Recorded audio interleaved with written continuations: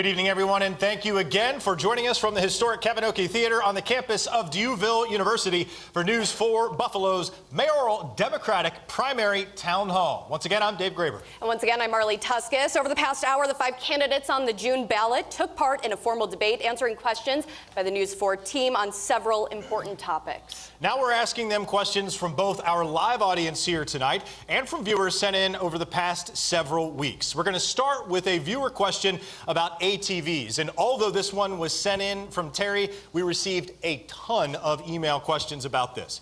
When the weather warms, illegal dirt bikes and ATVs swarm the city. This is not an innocent problem, nor is it a new one. Each year it happens, and each year local leaders like yourselves say they will crack down. Just last week, News 4 revealed an internal investigation is underway about whether a Buffalo police officer ran over a four-wheeler with his police cruiser. This is an issue that cost taxpayers money. Terry from Riverside said she was almost run over on her sidewalk last summer, and she wants to know, what will you do if elected to finally take back Buffalo streets from these illegal ATVs and finally hold people who carry out these illegal practices accountable? Mr. Wyatt, we begin with you, sir. One of the things I know that's been a big issue, we've had a lot of ATVs driving up Bailey Avenue, driving on the 33, and I know the police have a policy that they don't do a chase.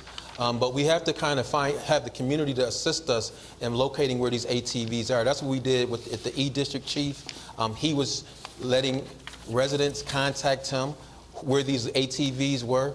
And we have to look at some of our laws, too, because right across from the E-District Chief station, they were selling ATVs. And I wouldn't say, well, why are you selling these ATVs when you know it's a problem? And so we need to make sure that the city is on board and putting in laws to make sure that ATVs aren't sold in the city because they're not allowed to drive them in the city.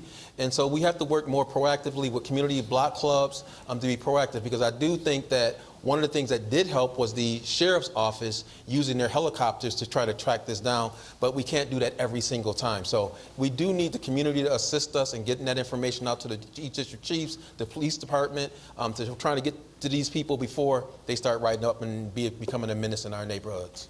Mr. Wyatt, thank you. You have 90 seconds. Oh, thank you. Yeah, so obviously this is a quality of life issue. Whether it's people driving up and down streets, coming through parks, you're putting people in jeopardy, their safety in jeopardy. So the Buffalo Police Department, we've had conversations about increasing fines, impounding vehicles, whatever we have to do to make sure it's safe. Increase the number of cameras throughout neighborhoods so that we can see where these ATVs are going and where the people are parking them and where they're returning home with them, so that we can then approach them once they're done. Again, but using the different technology at our disposal, drones within the Buffalo Police Department, partnering with our different organizations and partners like Erie County, will continue to do that as well to make sure that the people that are using these ATVs are not impacting quality of life. Thank you, Mr. Scanlon. Mr. Ryan? So, you see it around the city, and it's scary.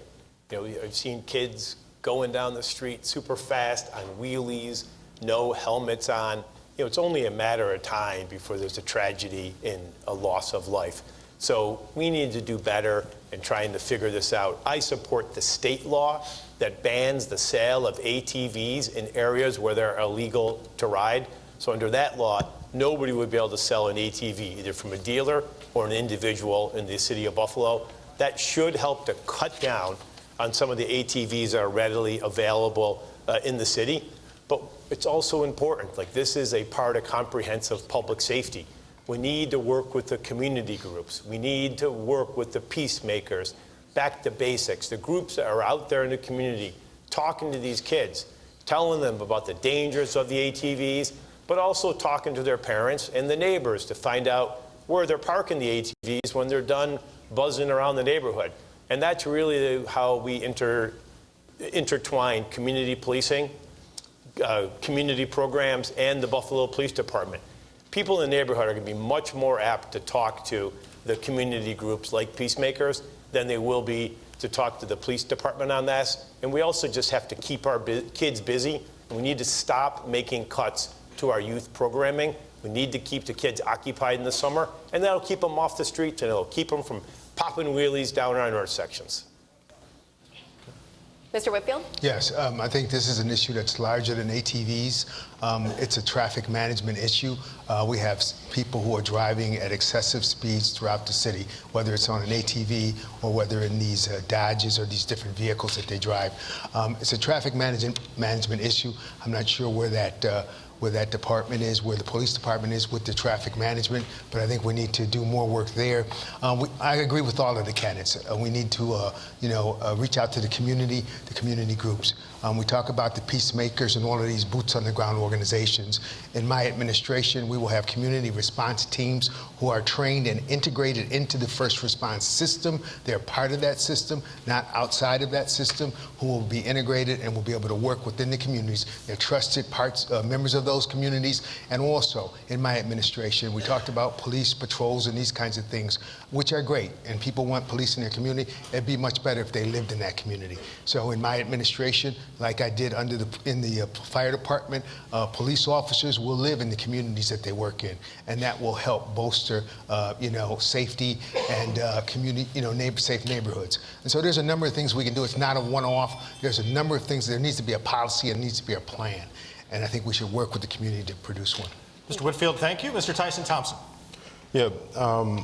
To address the issue like this, you really have to address it at a holistic level. One of the things I've learned through my entire journey in a professional career is that when you're pushing on one lever, you're pulling on another. So, you have to address it, public safety, because people are speeding through with ATVs that are not safe, and you might have young kids on them. So, I think there's a lot of good ideas on this stage, but we have to bring them all together. You have to work with both the city, and also the county and the state to make sure something like this is congruent. So that way, when no one in the city of Buffalo can buy an ATV, you have to bring people to the table who are used to dealing with these issues. Once again, I don't necessarily agree with the community response team. I believe we should be training our police officers to handle these things. We can have a task force that's particularly, trained and ready at the helm to kind of address more ATVs and chases, the same way with mental health and other issues. But I don't think necessarily relying on our citizens to get involved in emergencies or issues is the right way to do about it. We got to keep our people safe. That's the most important thing as a leader of the city. And that's what I plan to do as the mayor of Buffalo. Thank you. Because this is very informal, we are not allowing rebuttals. We want to give the opportunity for everyone's question to be answered. So I do want to move on to News 4's Patrick Ryan, who is in the audience tonight. He's joined by some students who have prepared questions for our candidates. Patrick. David Marley, thank you. I'm joined with Maishan, who is from the Buffalo Public Schools, and he has a question for the candidates. Hi, I'm Maishan. What are your, I'm a senior at Riverside High School. What are your plans to improve safety in Buffalo Public Schools? Mr. Scanlon. Yeah, thank you. So for years, I think you've seen in municipalities across the country, mayors shy away from the schools issues. I think it can become very toxic politically for them. That's not something I've done since becoming mayor. It's not something I will do. We've established a great partnership with the Buffalo Public Schools already. If you see what we did with our capital budget, the largest in the city's history, it's $110 million, $55 million of that for the Buffalo Public Schools to improve safety, things like that in their buildings throughout the district to make sure their buildings are safe for teachers, students, and we'll continue to do that. I've established a tremendous relationship with the superintendent. Unfortunately, she is retiring. Fortunate for her, unfortunate for us. But I will quickly establish a relationship with the new superintendent and continue to work on partnerships like this. If we have to borrow for them, we will continue to do that to make sure we are implementing them. But we also have the Buffalo Police Department, Commissioner Al Wright, our Chief Young, who handles issues in the schools, continue to work with them to make sure that our schools are safe. Public safety is right at the top of my priority list. And if we aren't keeping people safe, we really can't do anything else. And that's whether it's in our neighborhoods and people want to walk into the store or a restaurant, but especially in our schools. If we can't keep our kids safe, we can't educate them. So again, we'll continue to work with the Buffalo Public Schools moving forward to the end that we have to make sure that we're doing that. Mr. Scanlon, thank you. Mr. Ryan? It's a tough question. I appreciate that. You're a senior in Riverside High School.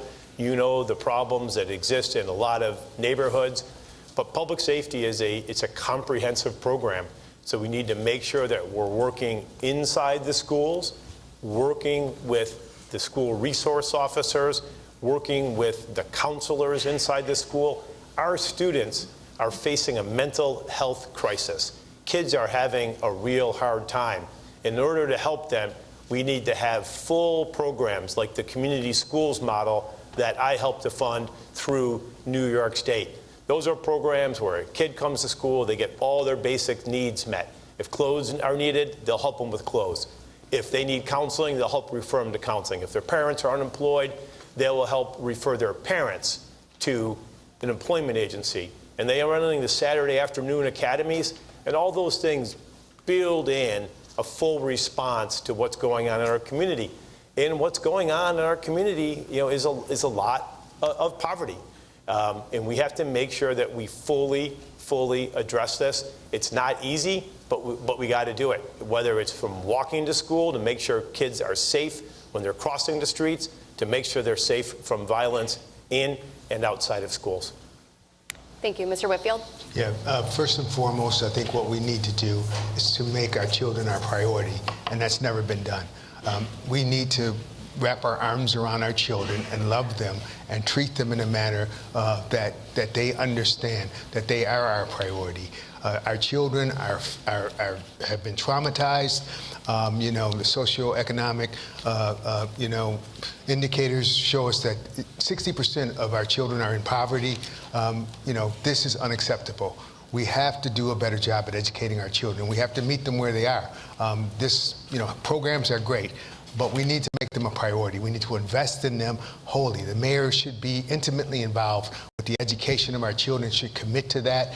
And they don't need programs. They need, again, to be prioritized.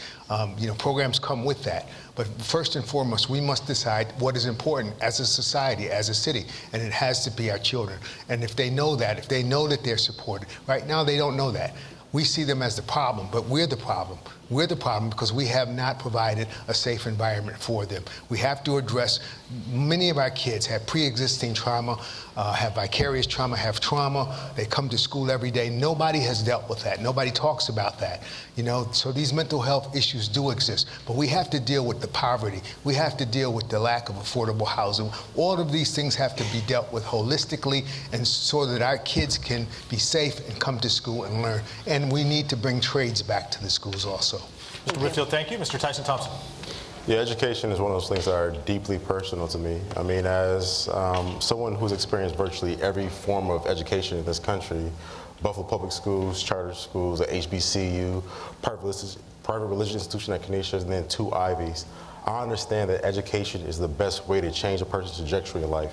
I'm not talking about just by race or zip code or any other socioeconomic demographic. It is the best way of changing your life for the better. So, I think that the city needs to do a better job. And I think that leadership has had a lack of courage to actually step in at the mayor's office for the school board. We need to have decisive and dynamic leadership in the mayor's office that steps up. Oftentimes, that has been seen as a third rail, as a thing that they don't want to touch. As mayor, I plan on working with the school board and also with the state to make sure that the mayor has some accountability structures in the system, whether it means appointing the superintendent or also 2 at-large members in the school board. But the mayor's office has to have some kind of accountability structure. A large percentage of our property tax goes to the Board of Education.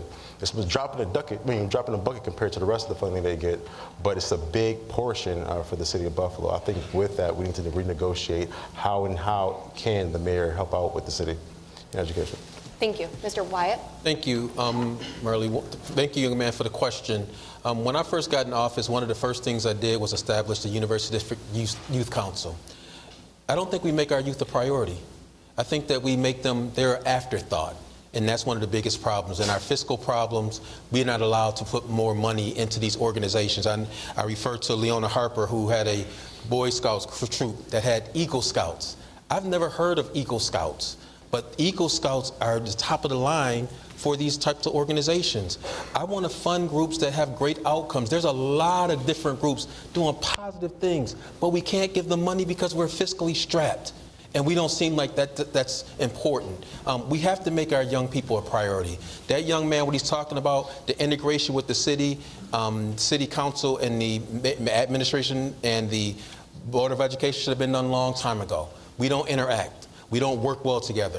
And those bad outcomes come because we don't work together. If we're saying the same speech sheet of music, talking about children, talking about the outcomes, putting them in position to win. We have so many young people who are leaving the city. Why? Because they don't feel like there's any hope for them, there's an opportunity. And so as the mayor, I'm going to make young people a priority of my administration, as well as working with the Buffalo school system and all these other groups, youth groups, to make sure that young people know that we prioritize them and they matter to us. Mr. Wyatt, thank you. We now go to a viewer question on the Buffalo Animal Shelter. This question was sent to us by Julie, who asks, regarding the ongoing issue of the deplorable conditions at the City of Buffalo Animal Shelter. It has previously been advised by Mayor Brown and his administration that a building has been secured as well as funding. Where does that stand? And if that turns out to be false information, what is your plan to resolve this ongoing situation to help the city shelter meet the pending New York State requirements? And we begin with Mr. Ryan. So New York State passed a new set of rules about animal shelters. We gave cities years to come into compliance, but we also made state money available so cities could upgrade their animal shelters. Guess what? City of Buffalo never applied for the money. Instead, they said they're going to take the fine. The City of Buffalo operates a kill animal shelter. It is barbaric, it is behind the times, and we can do better. But this isn't a new issue. Year after year, this issue's come up, and every year we hear a new promise from the city. Next year, we're going to build a new shelter. Next month, we're going to build a new shelter. But they've never applied for state money. The money was there to help build a modern animal shelters where we aren't killing dogs because their owners don't get to the shelter in time before they're destroyed. I did a press conference in front of the animal shelter. The stories I heard were so sad about the treatment of those animals. I'm a dog owner. I'm a dog lover, and under my watch, we will not be killing dogs at our animal shelter. Thank you, Mr. Ryan. Mr. Whitfield. Yeah, as a dog lover, animal lover, I too would support, the City of Buffalo doing something humane in terms of an animal shelter.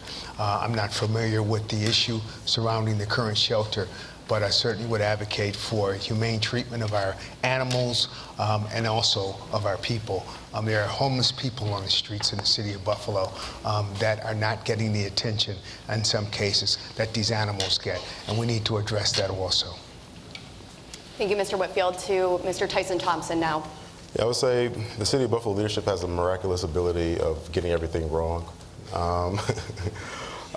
There's always issues in terms of convolution and confusion. We say we have this initiative or this thing that's going on and never happens.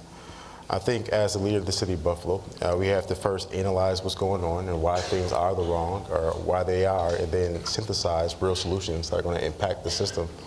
Working to the animal shelter, seeing how we can find humane practices so people aren't losing their pets, their loved ones, and people who are part of the family. We have to find ways to be equitable, also empathetic and compassionate, and then find those compassionate ways and turn them into action. So as mayor, it's pretty simple. You engage the people, you engage the organizations and the stakeholders, and then you find the solutions. Thank you. Thank you, Mr. Tyson Thompson. Mr. Wyatt. Thank you. I think that I know Councilmember Nowakowski, this was a big issue for him. And again, it seems as though the council members are always last to get the support to address issues such as this. I think that we need to be listening to one another, making certain that these types of issues we can work around. Because right now we're cash strapped. And so if this is a priority for that district council member and for the residents in the city, we should be addressing it. It shouldn't have been something that we put on the back burner. Unfortunately, it just seems as though we don't plan very well, and it comes up to situations like this where we're under the gun and we have to make a decision. I would support funding this particular project because I don't believe in killing animals. Now, I'm not an animal lover, but my grandchildren, well, Poppy, you can't do this. And I agree with them. There are people who want to do humane things for animals, and we should be doing that. And we should be using the taxpayer dollars to make sure the things that the state has mandated, we've done. But too often, we have a knee-jerk reaction to something when the public starts outcrying, and then we're scrambling. That's something that, under my administration, we will not continue to do. We have to have plans together. We have to make sure we can fund projects that are important to the residents of the City of Buffalo. Thank you, Mr. Wyatt. Mr. Scanlon? Thank you. I cannot speak to what the previous administration did or did not apply for. I cannot speak to Mayor Brown's statement about another location. What I can tell you is that since I became mayor, we've been working on this. And there is a new location identified that we have identified that's actually going to be announced later this week. It's a unique public-private partnership that is going to create a new shelter location that's going to be fantastic for the workers, for the people who care about the animal shelter, and most importantly, the animals that are there. We'll be announcing it later this week. And again, for those who think this is some last-minute thing or that we scrambled to do this, if you take a look at our budget that we proposed in early April, we've allocated resources for additional positions, a new executive director, things like that to make sure that the services being provided there are second to none, and that the animals, the animal lovers, and everyone else involved will make sure that it's a top-notch facility. Mr. Scanlon, if I may, you were on our air a couple of weeks ago for our monthly Ask the Mayor segment. Correct. We asked you about the Buffalo Animal Shelter then. You said in a matter of weeks we will have something. 2 weeks. It's been longer than 2 weeks. Are you able to provide any more information since you're saying this is going to be released this week? Here it is Tuesday night. Yeah, I can tell you that was 2 weeks ago. I said we're announcing it 2 weeks. We're announcing it later this week. It's on the west side of Buffalo, and you will hear that announcement later this week. Who's the private-public partnership? Okay. Thank you, Mr. Scanlon. I mentioned it earlier. I can keep talking if you want. No, we can move on. We're going to move on. We're going to send it back to Patrick for another question from the audience. Marley and Dave, thank you so much. We're joined now with another student from Buffalo Public Schools. It is Zaire. Zaire. Hello, I'm Zaire Brown. I'm a senior at Hutch Tech. My question for you today is, affordable housing is a major issue in the city of Buffalo and has been for generations. If elected, what steps will you take to bring down the cost of rent and make it easier for people to buy a home? Mr. Whitfield. Mr. Whitfield, this question is you, sir. Yes, thank you, Zaire, for that question. Housing is a very important issue in our community. There's a lack of affordable housing in our community. We all know that. It has to be a priority of the city. Housing it's not just the place to lay your head. Housing impacts your productivity. It impacts all of the aspects of your life. And so we need to do something to make sure that people in this community are able to get housing. 60% of the people in Buffalo are renters. And so we have to do something to make sure that they are in safe, affordable housing. We should adopt good cause eviction in the city of Buffalo. Rochester and Buffalo has it. We should do a number of things to make sure that the people in these communities that do have housing, whether they're renters or owners, are able to stay in their homes, are able to afford the rents in that, are not being displaced by the new development that is coming. So I think that we have to do, again, holistic things that include all of these other things in terms of our affordable housing issue. It's not just building houses, one-offs in a community. We have to make sure that we have a plan, a citywide plan, so that we're not just building housing, but we're building community and we're building neighborhoods. Thank you. Mr. Tyson Thompson? That is a really good question. And, over the last 70 years in the city of Buffalo, the population has declined on a steady rate.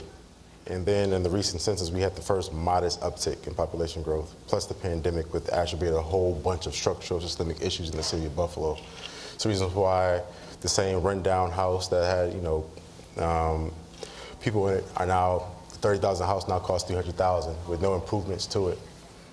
We have a lead problem in our infrastructure, in the pipes, they're in the walls. We have crumbling roofs. People could barely pay their mortgage or rent, let alone fix, the roofs or wherever it is, it's crumbling on the city. So it's a structural, a systemic issue. The way that we address it is that first we got to make sure that when people are renting out homes, they're up to code. A lot of homes are just barely making like the bare threshold to be able to be habitable. Second, we got to make sure that we have initiatives for residents. Once again, Buffalo is a blue-collar city for the blue-collar workers. A lot of people are struggling right now. It's a tariff war going on, inflation, people are hard times having jobs. There's not a lot of economic opportunity in Buffalo. So Rust Belt City, there are a lot of things that goes into it. But the most important thing that we can do as a mayor is that when you do have a home, it's safe. And then also that there are programs out there that doesn't have red tape that people can get to and access these services and resources. Thank you, sir. Mr. Wyatt. Thank you for that question, Zaire. Affordable housing is critical. But it doesn't seem that it's a lot real critical, though, the way we act. I think that we need to be looking at funding more CBOs, community-based organizations, that do the type of infill housing so that we can ramp up the number of houses that we are doing.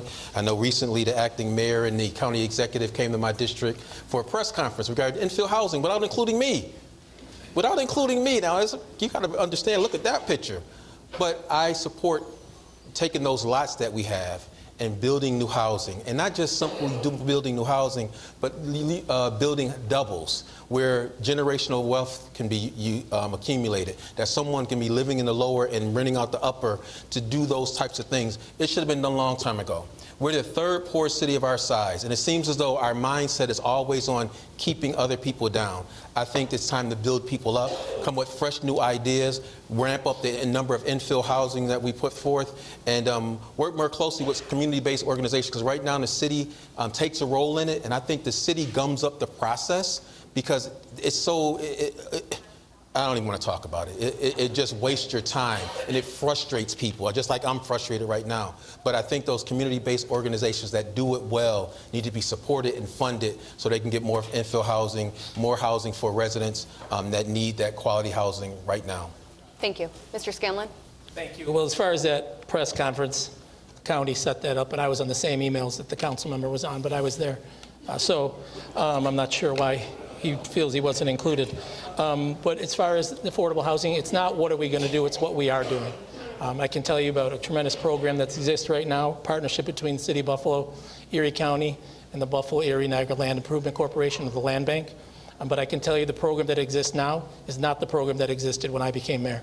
A couple weeks after I became mayor, there was a story, an article out there that talked about homes being built, affordable homes being built for $475,000, things like that.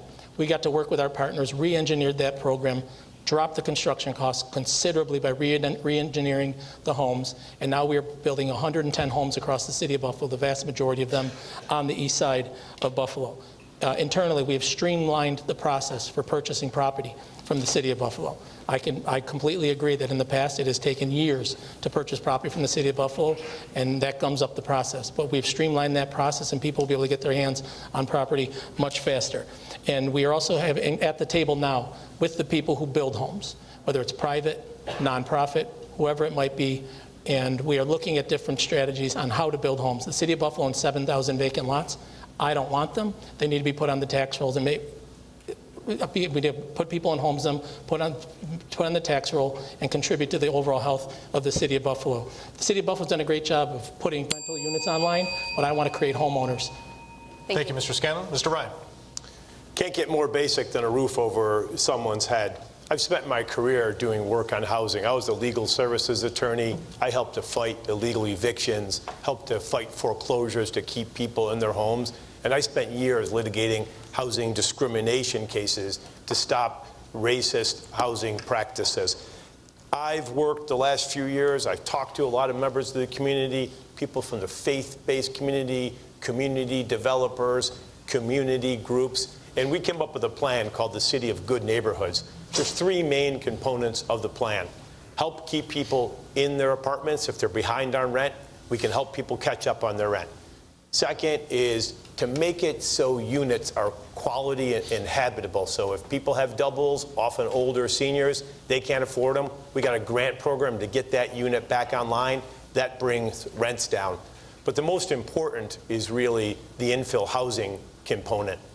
That we have a program to build new singles and doubles all over the city of Buffalo. That program is funded the second year in a row from New York State, $170 million. And I went to the city council to ask for support on this. Councilmember Wyatt, he gave the support and he voted in favor. Chris Scanlon voted no on housing money coming to the city of Buffalo. I'm just wondering if it was a private-public partnership with Carl Palladino, if maybe he would have voted yes. All right. Mr. Ryan, you directly invoked Mr. Scanlon's name. Mr. Scanlon. No, what I voted against. If you directly invoke your opponent's name. Gentlemen, we are moving on. Let's move on. Gentlemen, we are moving on. Mr. Scanlon has 90 seconds. We are focused on... Gentlemen, please. Please, Mr. Tyson Thompson, please. Gentlemen. You said no rebuttals. Gentlemen. Please, let's move on. Hey! Enough, folks, please. We are still continuing with this debate. We are on a broadcast live right now. We are moving on. Mr. Scanlon. So we are focused on home ownership at the City of Buffalo. And, you know, for most people, a home is the largest asset they're ever going to have. We want to put them on a path to home ownership and make sure they create that equity and generational wealth that they can pass down. We're also creating a financial empowerment center to give people the financial wherewithal to be able to manage a home. It does us no good if we put people in a home and 6 months later it's foreclosed on. But when it comes to Senator Ryan's program, I didn't support it because I refuse to give landlords that take advantage of our most vulnerable residents money to rehab their homes when they're in housing court and taking advantage of our most vulnerable residents. And when he talks about the amount of money that's brought in, it's very misleading. Hang on, please. Yeah. Hey, we're definitely not going to talk over each other. Mr. Ryan, please, sir, please. We'd like to get to the next question at some point, too. We would. Go ahead. Go right ahead. Great, let's do that. Thank you. All right, this next question is for Mr. Tyson Thompson. Hey. Our viewer named Karen asks, every day we hear about autos being stolen in the area. What are the solutions you are proposing to combat this problem? So with autos? Cars, yeah. Being vehicles, yeah. So I think crime is one of the most complex things that we can address. It's so multifaceted and needs so much comprehensive, holistic approach to it. One of the best ways that we can stop car thief or auto theft is by having people have economic opportunity. People having access to quality jobs that pay people dignified wages. That stops people from wanting to steal cars. We have one of the worst rates of poverty in this country for children and also for adults. One of the, I believe the third poorest city for its size, one of the top 10 poorest city for children. There's a whole bunch of things that goes on with why crime happens. So first we have to make sure that people have the ability to have a thriving life, where they don't have to return to survival mode just to make a life. People deserve access to good education. People deserve access to good health care and also to good jobs. When you have all of these things coming together, crime goes down and eventually so does car theft too. Thank you, Mr. Tyson Thompson. Mr. Wyatt. This is a big issue. It's been a big issue for a little bit of time. And I think that, again, our youth are involved in a great deal because we don't invest in them. I just was at a gun anti-violence event the other day, and they talked about the funds that are not available for young people to keep them busy, to keep them active doing other things instead of stealing cars. I know the Kia Boys was a big issue, but again, I believe that a big portion of that is the lack of money for youth programs. How do we expect the youth to perform and do things on a positive way when we don't fund them for activities that they can do in their community center, flag football? I know the senator talked about, we used to do Gus Macker. We got to give the youth things that we believe that there's things that they want. And a lot of it is engaging the youth. We don't really talk to them. We just tell them what we want them to do. I think that we need to have more forums in which we engage the youth, talk about prioritizing some of the things they want. I know one of the things that I've done in my district is we have a brand new facility in Shoshone Park that you can use year round. Those types of things, I believe, will help lower the rates of theft, car thefts, and those types of things when we give youth other options instead of just, putting them to the side and waiting for a problem to happen. Then we're doing a knee-jerk reaction to something that we can't resolve very easily. Thank you, Mr. Wyatt. Mr. Scanlon? If any of us is familiar with auto theft, it's me. Mine was stolen a couple months ago. So I'm very familiar with it. But I can tell you that through our new policing model, where our officers will be out engaging the community and trying to find out where this activity is more likely to take place, things like that, we'll continue to do that. Like I said, we'll be giving people surveys. They can respond anonymously to make sure that they don't feel threatened by participating in this, and making sure that they feel safer in their communities. The other issue is you have to hold people accountable. You talk to officers, how often does someone steal a car, they're released, they're found in another stolen car the next day? And because of things that took place during some of the bail reform measures, people aren't held accountable. And judges have lacked discretion to be able to hold people accountable, but they're back out on their city streets the next day, stealing 2, 4, 8, 10 cars, and nothing being done about it. So we have to make sure that we urge New York State to repeal some of the bail reform measures to hold people accountable as well. Thank you, Mr. Scanlon. Mr. Ryan. Here we go. Back to the MAGA talking points. Let's put young black youth back in jail. That doesn't work. But let me tell you about my rental repair program that the acting mayor said somehow benefited slumlords. We have 4,000 empty apartment units in Buffalo. Most of those units are owned by senior citizens, mostly female black women on the east side of Buffalo who bought doubles in the 80s or 90s. Their husbands have passed on, they're living alone, and they need repairs to the upstairs unit in order to get it back online. But they're seniors on a fixed income. So this program does so many good things. It gets units back online. They're quality housing units. It puts money into seniors' pockets. And most importantly, it helps build generational wealth in communities that were intentionally denied generational wealth for a super long period of time. This is a win-win-win program. We're going to get more units online. That's how you're going to bring rents down. And the program is right now on the street. It's administered by Belmont Shelter. It's administered by Broadway Fillmore, Essence Sweat at the East Side Development Corporation. They decide who's getting this money, and this money is going to go to low-income seniors, and I am proud to have backed that program. But I wonder again, perhaps, if the program was open to Carl Palladino, maybe they would have been okay voting for it. All right, we're going to go to Mr. Wyatt, but after we're moving on. We're moving on. After we finish with Mr. Whitfield, I apologize, Mr. Whitfield, we will then go to 90 seconds for either Mr. Tyson Thompson, Mr. Wyatt, Mr. Whitfield, whoever, because we did not allow you to rebut previously. So, Mr. Whitfield, please go ahead about the car theft. I know. Really? Car thefts, okay. Listen, you know, this is a national issue. This is not specific to Buffalo. We need to look outside of the box. We need to find out what other communities are doing to address these issues. We need to deal with the socioeconomic drivers of poverty and crime within our community. We need to address all of those things, and we need to do this holistically. Also, it's not just young people stealing cars. This is organized crime. This is insurance fraud. This is a number of other issues that nobody's talking about. And so we need to look at it from a different perspective, a different lens, and not always blame our youth as the problem, you know, as part of our problem, you know, or black people.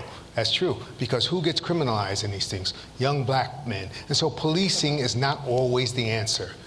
We need trusted messengers within our community response teams. They're active in over 100 cities across America. There's data supporting them. That's the kind of intervene we need within our communities. We need people who look like us, who talk like us. We need police officers that live in these communities. All of those things will help address these issues. Thank you, Mr. Whitfield. Mr. We Tyson have 90 seconds, Mr. Tyson Thompson, if you'd like. Yeah, I think to oversimplify auto theft and crime in the city as young black kids is grossly wrong, and we need to make sure that we're saying that. Second of which, you know, we can tout all of these years of experience and all these initiatives that these candidates have done, but nothing has really moved the needle.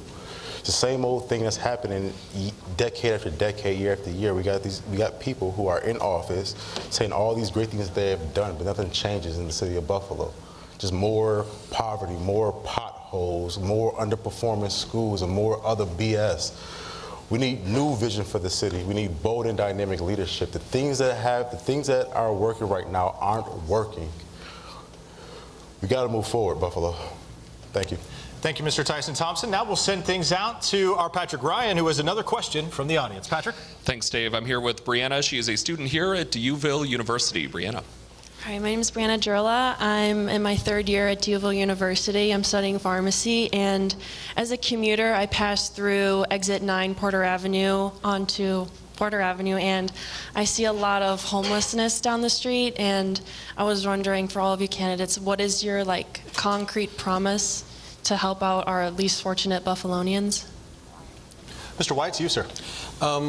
Thank you for that question. I totally agree. Again, our mismanagement of our funds hurts the least of us in our community. I know that there were proposals years ago, I believe Council President Pritchett, that talked about tiny houses. for those people, a pilot program. It just seems like so many times we just push the homeless away. We put up barriers so that they can't go to those safe havens, even if it's underneath a barrier, overpass. We close that down. We don't give them other alternatives. So I will be looking at how do we address that, working with organizations that are addressing homelessness, because a lot of times those groups are less funded. They're not given the dollars that they need to really help impact homelessness, because part of that homeless issue is probably mental illness too. So it has to be a whole package deal. It just can't be, let's put someone in a home. It's got to be looking at the issues that they're dealing with and how do we help them with that issue. We have a gentleman that's walking Main Street all the time that's homeless, that is bothering people that we put in and out of jail. That's not the answer. And so we will take a concrete effort working with Erie County, because they deal with some of these things.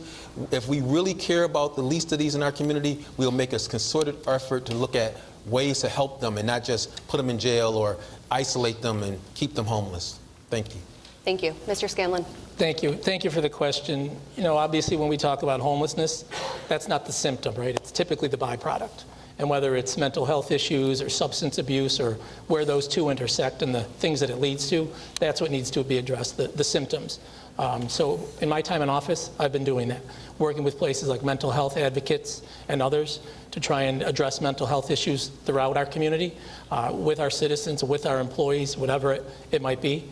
And we launched recently a program, a partnership between the City of Buffalo, Erie County Medical Center, the Erie County Sheriff's Office, the Buffalo Police Department, Buffalo Fire Department, called the Crisis to Care.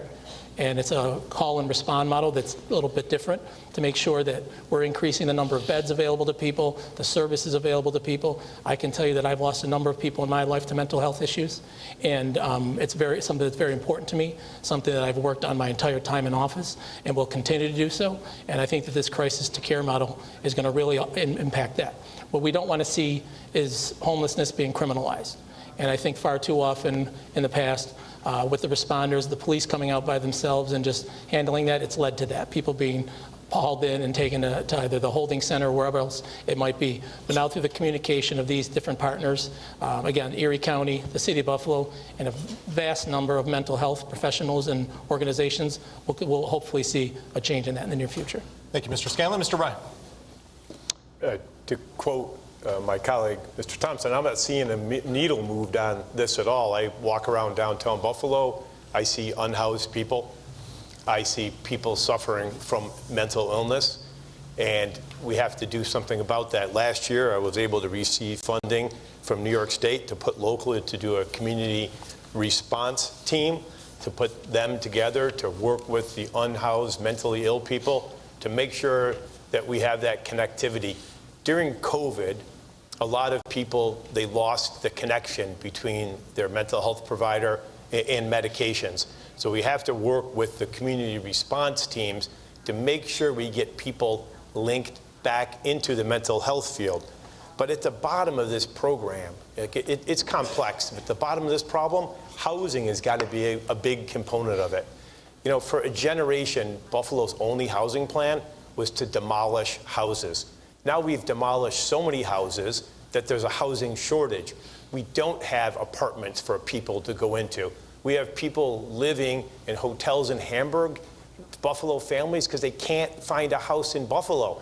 So we really took out so much of the housing market by our sort of non-stop demolition program.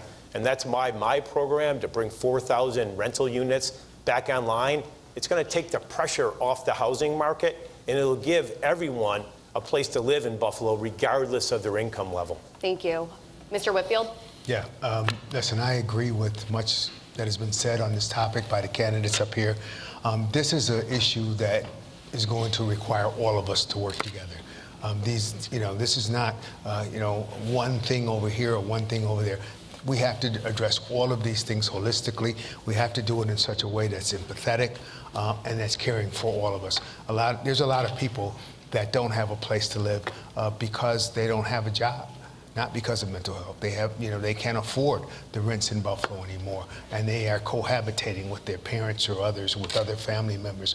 all over the city of Buffalo. So this is an issue that's much bigger than just mental health, than just a housing shortage.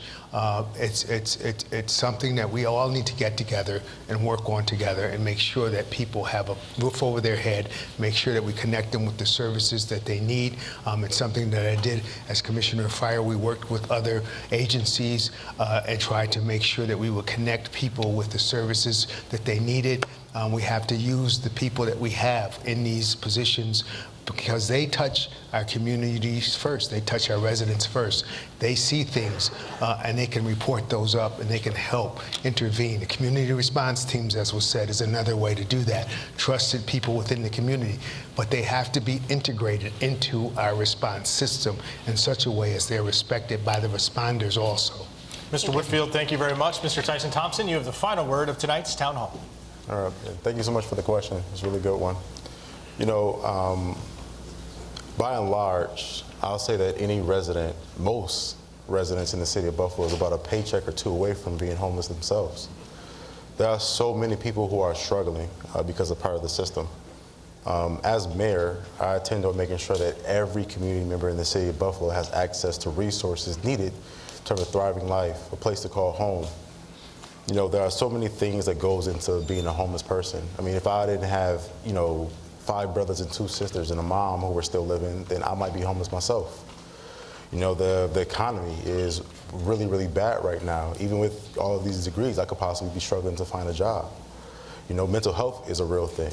So when you're addressing homelessness, you're really addressing a lot of socioeconomic issues at one time. And the important thing is that you can't be an expert for everything as the mayor. You have to collaborate, be inclusive in your process. Speak to all of your electeds at the city, county, state, and federal government to make sure that we have all the resources needed in this city to build a thriving community of people. And as mayor, that's what I will fight for day one. Is leading with empathy and compassion and turning compassion into action. Thank you. Thank you very much. And thank you, gentlemen, for what was at times a very lively debate in Town Hall. We appreciate it. And thank you for joining us at home for News 4's mayoral Democratic primary Town Hall on WIVB+.